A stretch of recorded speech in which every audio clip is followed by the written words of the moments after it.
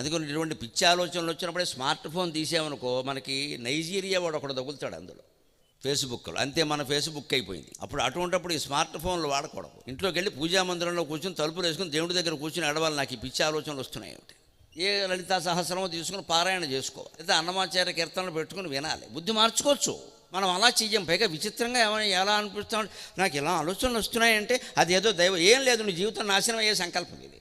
ఆలోచనలు వస్తున్నాయి, ఆలోచన రావడానికి నువ్వే కారణం, ఎవరు కారణం లేరు ఇక్కడ.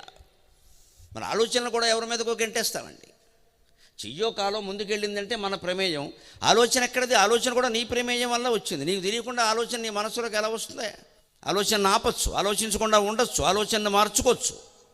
ఆలోచన అన్న మాట అర్థమైతే తెలుస్తుంది.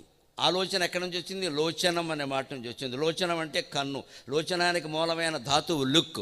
సంస్కృతంలో లుక్ అంటే మిథ్య, లోపం, లేదని అర్థం. కంటితో చూసేదే మిథ్య అన్నారు. నీ ఆలోచన మిథ్యని వేరే చెప్పేది ఏమిటాయి? ఆలోచన అంటే మిథ్య, అది గారిబాట, వస్తూనే ఉంటాయి. పంట ఆలోచనలు వస్తాయి, పెంట ఆలోచనలు వస్తాయి. పంట ఆలోచనలు పెంచుకోవాలి, పెంట ఆలోచనలు కాలబెట్టేయాలి. అది నీ చేతిలో ఉంది. అందుకే your destiny is in your hands అంటాడు వివేకానందుడు. తోసేద్ది ఎవరి మీద. నాకు ఈ మధ్య 3 నెలలుగా ఎలాంటి ఆలోచనలు వస్తాయి, నువ్వు రావద్దంటే రావు, నువ్వు ఆగుతాయి. నువ్వు అవకాశం ఇస్తున్నావు కాబట్టి వస్తావు. నువ్వు మళ్ళీ వాడిని పొడిగిస్తున్నావు ఇక్కడ. అసలు ఇలాంటి ఆలోచనలు వస్తున్నాయని ఎదుటివాడికి ఎందుకు చెబుతున్నావు? పని లేకుండా ఆపేచ్చు కదా. అంటే ఆలోచనలు రావడం మనకి ఇష్టంగా ఉంది, ఎందుకంటే బతుకు నాశనం అయిపోవాలి కాబట్టి.